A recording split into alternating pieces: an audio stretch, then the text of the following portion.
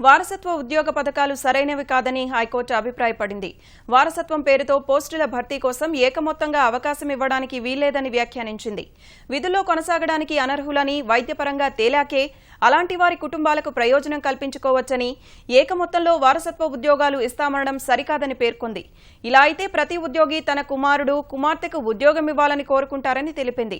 కారుణ్య నియామకాల్లో పారదర్శకత పాటించాలన్న సుప్రీంకోర్టు ఉత్తర్వులను గుర్తు చేసింది.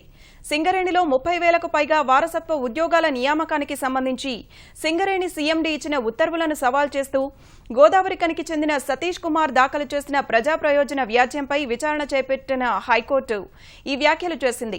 సింగరేణిలో కారుణ్య నియామకాలను ఇతర ఉద్యోగాలతో పోల్చలేమని, 48 నుంచి 58 ఏళ్ల వయసున్న వారు 2-3 ఏళ్ల సర్వీసు ఉండగా అనారోగ్య కారణాలతో వైదొలుగుతున్నారన్న అడ్వకేట్ జనరల్ రామకృష్ణారెడ్డి ఈ ఉద్యోగాలకు అర్హత అవసరం లేదన్నారు.